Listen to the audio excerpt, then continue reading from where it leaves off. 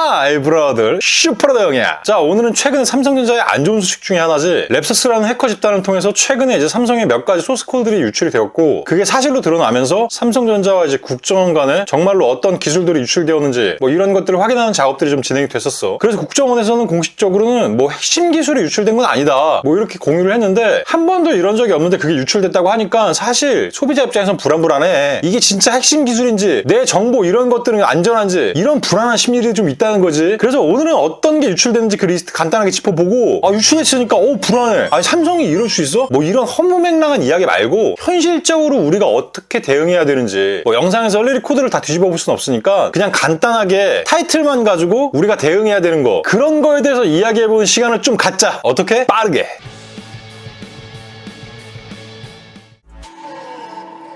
자, 일단 오늘 모든 이야기를 하기 전에 이 모든 건 그냥 나의 개인적인 생각이고 나의 가설에 의해 만들어진 내용이다, 이런 걸 서두에 깔고 일단 이야기하자. 자, 근데 웃기지, 이게 삼성전자에서 유출된 건데 국정원에서 이걸 같이 조사했어. 자, 이유는 하나야. 녹스의 소스코드가 해킹됐기 때문이야. 녹스는 B2B 서비스잖아. 기업 대 기업. 그러니까 삼성에서 기업에만 파는 서비스야. B2C로 소비자한테 서비스하고 있는 거는 보안 폴더가 있어. 그러니까 이 녹스가 털렸다는 건 기업의 어떤 정보나 이런 것들, 그리고 국정원에서 사용하는 이 녹스 컨테이너 이런 것들에 어떤 문제가 생겼나 이런 걸 확인하기 위해서 일단 국정원에서 같이 체크를 한 거야. 그래서 국정원에서 발표한 건 국가의 어떤 핵심 기술이나 이런 것들이 유출되지 않았다, 뭐 이런 걸 이야기한 거지, 뭐 삼성의 전체적인 코드 유출이 소비자한테 아무런 영향을 미치지 않는다 뭐 이런 걸 이야기한 건 아니야. 뭐 물론 삼성전자에서 공식적으로 고객의 개인정보가 포함되어 있지 않다고 발표를 했어. 자, 그럼 어떤 게 유출됐는지 랩서스의 발표에 따른 기준으로 리스트를 좀 확인해보자. 자, 하드웨어 암호화, 바이너리 암호화, 액서스 제어 및 민감한 작업에 사용되는 트러스트 존 환경의 모든 TA 소스 코드. 뭔 말이야. 그냥 쉽게 이야기할게. 애플릿이라는 거는 작은 단위의 어떤 플러그인 같은 거라고 볼 수 있는데,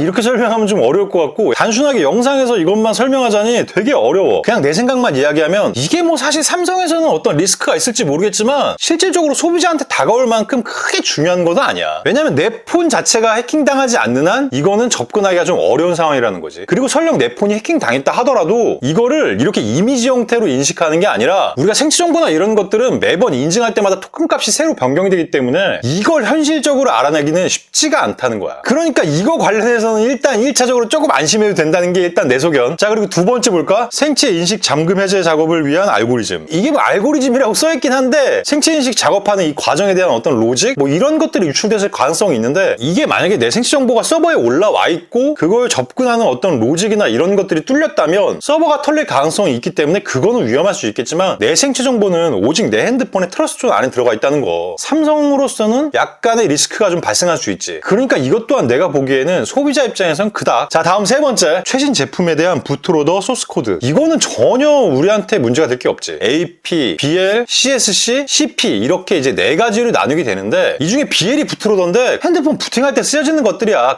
전혀 걱정 안 해도 돼. 자, 근데 지금부터 이야기할 이게 약간 불안한 거야. 바로 삼성 활성화 서버의 소스 코드인데, 자, 정확히 삼성 활성화 서버가 어떤 걸 지칭하는지는 모르겠지만 이 코드에 서버에 접근할 수 있는 로직이 포함되어 있을 가능성이 높다는 거야. 그러면 서버가 위험할 수도 있다는 거지. 뭐 물론 이게 진실이라면 삼성에서 여러 가지 대안들을 준비를 하겠지. 근데 뭐 그건 삼성에서 해야 될 일이고, 우리는 뭘 해야 되냐면, 현재 시점부터는 가능하면 이 삼성 클라우드나 이쪽에 데이터 백업을 해놓지 않는 게 어떨까. 내 백업 데이터를 거기다 올려놨는데 만약에 말도 안 되게 삼성 어카운트 서버나 클라우드 서버가 털렸다, 이러면 이제 좀 난리가 난 상황이지. 자, 그리고 마지막으로 API 및 서비스를 포함해 삼성 계정을 인증하고 인증하는 데 사용되는 기술의 전체 소스 코드. 뭐 API 같은 경우야 뭐 크게 문제될 건 없는데, 자, 여기서 이야기할 건 인증하는 데 사용되는 기술이야. 회사마다 다 인증하는 방식들이 다르잖아. 그 회사만의 독보적인 어떤 기술이 있을 수도 있고, 이것도 직접적으로 소비자한테 뭔가 다가올 만한 뭐 그런 건 아니다. 자, 사실 오늘 이 내용을 좀 준비하면서 이걸 어떤 식으로 좀 쉽게 이야기해서 풀어야지 우리 브라우더를 알 수 있을까, 이런 것들을 굉장히 많이 고민했거든. 그리고 내가 요거는 소비자들한테는 크게 문제 없어요 라고 얘기하면 이것도 삼성에서 내보낸 스파이네 뭐네 뭐 이런 이야기, 쓸데없는 이야기 할까봐 고민을 굉장히 좀 했단 말이야. 뭐 물론 이거 기술 유출되고 뭐 이러면 소비자들은 굉장히 불안해. 근데 굉장히 현실적으로 이야기한 거야. 그러니까 내 핸드폰 막 해킹당해서 나 지문 뚫리고 막 은행 난리 나고 막 이러는 거 아니야? 내 정보 다 날아가는 거 아니야? 이런 걱정은 좀 접어두고, 가능하다면 아까 이야기했던 어카운트 관련된 백업 있지? 그것만 좀 자제해, 한동안. 그리고 핸드폰 잠금 비밀번호 있잖아, 한 6개월마다 한 번씩 바꿔줘. 형 이제 갈게, 보안에 유의하자.